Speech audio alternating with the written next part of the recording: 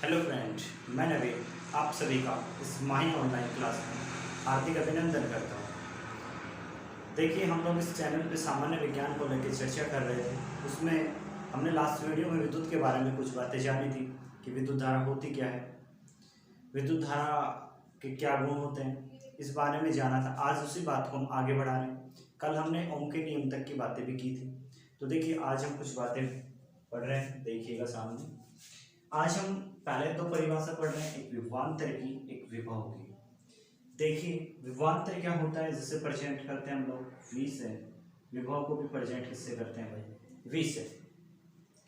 एकांक धनावेश को एक बिंदु से दूसरे बिंदु तक, फिर से समझिएगा, एकांक धनावेश को एक बिंदु से दूसरे बिंदु तक ले जाने में किया गया कार्य, दूसरा के ले जाने में किया गया कार्य क्या कहलाता है? विभवांतर। फिर से समझिएगा, एक बिंदु से दूसरे बिंदु तक, मतलब दोनों पॉइंट फिक्स थे। मतलब ओवरऑल बात करूं, एक पॉजिटिव धनावेश है ए पॉइंट पे और एक स्थान है बी। इस धनावेश को यहाँ तक ले जाने में, एक बिंदु से दूसरे बिंदु तक ले जाने में जो कार्य किया जाएगा उसे हम क्या कहेंगे भाई? विभवांतर कहेंगे। अब बात करते हैं विभव की। विभव में क्या था? एकांक धनावेश को अनंत से एक बिंदु तक ले जाने में किया गया कार्य। अनंत से लेके आ रहे हैं इस बार हम लोग। यहाँ पे दोनों पॉइंट फिक्स है हमारे पास। यहाँ से अनंत से किसी आवेश को ए पॉइंट तक लेके आ रहे हैं, में जो कार्य किया जाएगा वो क्या कहलाएगा भाई? विभव। विभव और विभवांतर में इतना सा अंतर था। जैसे कि इसका मतलब ए पॉइंट से हमने कहा लेके आए, बी पॉइंट तक जो कार्य किया जाएगा वही क्या कहलाएगा भाई? विभवांतर कहलाएगा। इसकी बात ये हो सकती थी, इसको अनंत से लेके आए, इसके लिए हम क्या कह सकते हैं? वी इनफाइनाइट ए डब्ल्यू बटा क्यू, कुछ ऐसे प्रेजेंट कर सकते थे। पर हमें इन बातों को कुछ नहीं समझ रहा है। हमें ये बात ध्यान रखनी है, विभवांतर और विभव दोनों दरअसल होते एक ही हैं, एक ही बात से प्रेजेंट किए जाते हैं। इसमें निश्चित बिंदु तक लेके आते हैं हम लोग, इसमें अनंत से लेके आते हैं। विभव में कहाँ से लेके आते हैं धनावेश को? अनंत से। इसमें एक निश्चित बिंदु से दूसरे बिंदु तक ले जाया जाता है। विभव की परिभाषा की बात करें तो क्या कह रहे थे? धनावेश एक आवेश ही है, को लाने में क्या गया? कार्य है। तो विभव की परिभाषा क्या हुई? कार्य बटा आवेश। विभव को किससे प्रेजेंट करते हैं भाई? V से। कार्य को किससे करते हैं? W वर्ग से। और आवेश कूलम Q से। आवेश को किससे करते हैं? Q से। तो विभव का फॉर्मूला क्या हुआ?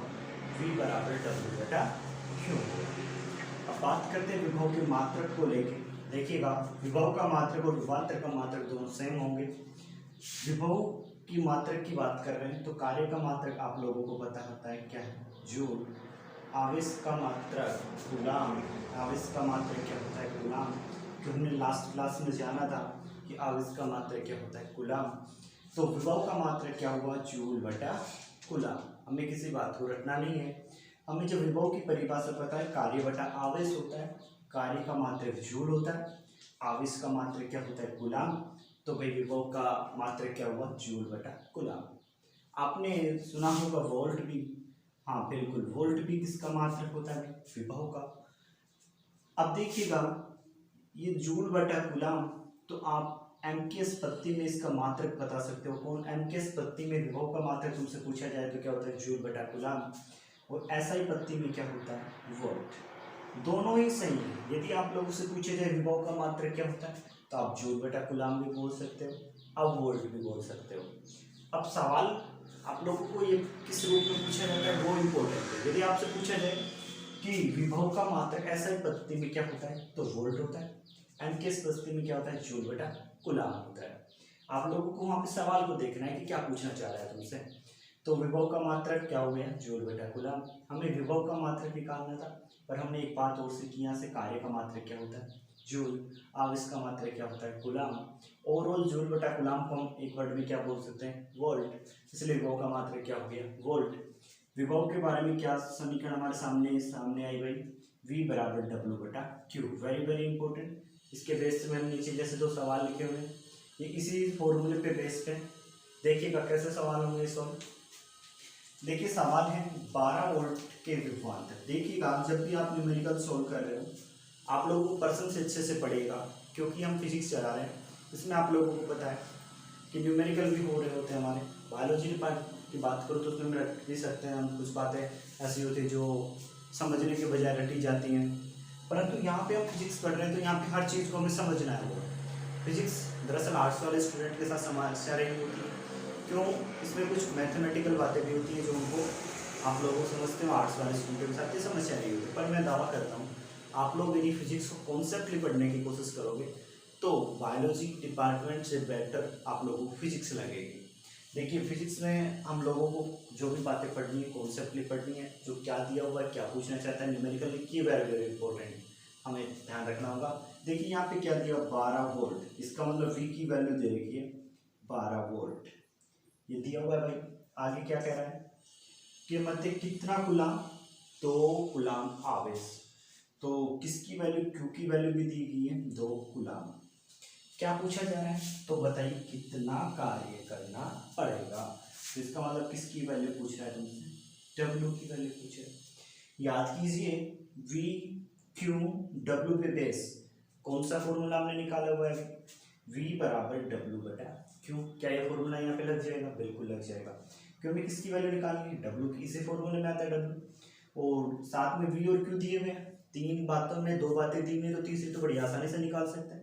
जैसे देखिएगा हमने यहाँ पे फॉर्मूला लगाया V बराबर W बटा Q। सर हमें तो क्या निकालना है, कार्य, बोले तो W। यहाँ क्या लगा सकता हूँ, 1 लगा सकता हूँ, हमने बच्चे गुणा किया तो W 1 से हुआ तो W बराबर क्या हो गया भाई, V गुणा में Q। क्या हो गया, V गुणा में Q। रख दीजिएगा मान W V देखो कितना दिया हुआ है 12, Q कितना दिया हुआ है 2 गुलाम, तो कितना है 24। और मात्रक लिखना ना भूलेगा, क्यों W क्या होता है, कार्य, कार्य का मात्रक मैंने क्या बोला, जूल, तो कितना जूल कार्य करना पड़ा, 24 जूल। क्या न्यूमेरिकल समझ पाए, बताइए कितना आसान न्यूमेरिकल था, पर जरूरी था। हमें इस विभव को रखने की बजाय इसको कॉन्सेप्ट समझ रहे होते कि विभव का मतलब क्या होता है, कार्य बटा आवेश, मतलब V बराबर W बटा Q। रखा फॉर्मूले में, हमें आसानी से मान प्राप्त हुआ। बात करते हैं दूसरे सवाल पे। देखिएगा दूसरा सवाल बड़ा अच्छा सवाल है, आपके माइंड की थोड़ी सी एक्सरसाइज करवाएगा, परंतु ये सवाल मैंने कहा था कि फिजिक्स पोर्शन है, इसकी पिछली कड़ी किसी न किसी चीज़ से जुड़ी होती है।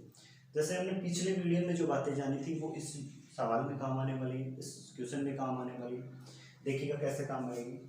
यहाँ पे देखिए क्या दिया हुआ आपको, गिवन क्या क्या, 10 वोल्ट की बैटरी, V की वैल्यू दी हुई है 10 वोल्ट, ठीक है भाई। आगे 2 मिनट तक, तो इसका मतलब टाइम भी दिया हुआ है 2 मिनट, कितनी मिनट दिया हुआ है 2 मिनट। 4 एम्पियर की धारा, मतलब I की वैल्यू भी दी हुई है, I कितना एम्पियर बता रखा है 4 एम्पियर।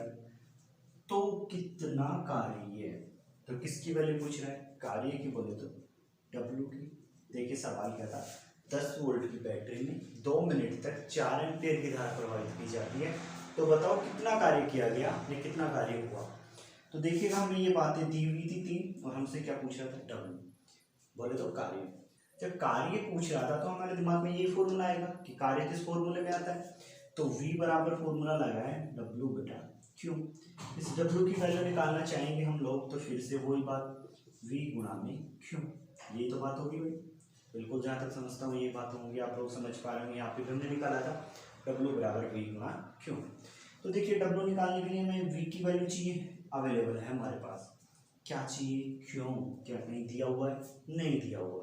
इसका मतलब पहले किसको निकालना पड़ेगा, Q को। अब दिमाग में आ रहा है सर Q कैसे निकालें, भाई सवाल में देखिए जब V की जरूरत थी था ना, तो हमें सर फॉर्मूले के लिए T की जरूरत, ना ही I की जरूरत। कहीं ना कहीं ये 2 दिए गए हैं सवाल में, किसी चीज़ के लिए दिए होंगे, किसी वैल्यू निकालने के लिए दिए गए होंगे, कहीं ना कहीं इन दोनों से किसकी वैल्यू निकल रही होगी, Q की। अब जहन में बात आनी चाहिए कि Q T I के बीच में हमें कोई रिलेशन मिला था क्या अब तक, लास्ट वीडियो को याद कीजिए, हमने एक रिलेशन निकाला था I बराबर Q बटा T, विद्युत धारा के बारे में निकाला था, आवेशों के प्रवाह की दर क्या कहलाती है, विद्युत धारा। क्या ये तीनों रिलेशन है, I भी है, Q भी है, T भी है, इनमें हमें एक Q निकालना है, तो पता है तो आसानी से निकाल सकते हैं। देखिएगा, रखते हैं हम लोग। आई की वैल्यू हमें पता है कितनी बता रखी हुई, 4। क्यू की वैल्यू हमें निकालनी, रख दीजिए क्यू की जगह क्यू। टी हमें दिया हुआ है 2 मिनट, और यही गलती तुम करोगे। देखिएगा, हमने जब वहां पे लिखा था कूलाम बटा क्या लिखा था, सेकंड, मतलब समय को किस में रखा था हमने, सेकंड में। और यहाँ पे किस में है भाई, मिनट में। पहला काम हमारा यही है, इस मिनट को किस में बदलें, सेकंड में। जैसा कि आपको पता है 1 मिनट में कितने सेकंड होती है, 60। तो 2 मिनट में कितनी होगी, 120 सेकंड। अब बताइए, आप लोग यहाँ टी की जगह 2 रख रहे होंगे या 120? 120 ऑब्वियसली बात है, क्योंकि समय किस में रखा जाएगा, सेकंड में। तो हमने क्या रखा, 120। वही गुणा किया इससे, क्यों की वैल्यू 120 को किससे गुणा किया भाई, 4 से। 120 को किससे गुणा किया, 4 से। तो कितना आ गया, 480 पर क्यू किस में आई है, ये कूलाम में। तो क्यू की वैल्यू भी हमें मिल चुकी है 480 कूलाम। रख दीजिए यहाँ पे, वी की जगह कितना, 10, क्यू की जगह 480, तो कितना हो गया 4800। और भाई क्या है, कार्य है, कार्य किस में मापा जाता है, जूल में। तो कितना कार्य करना पड़ा, 480 जूल। क्या समझ पाए?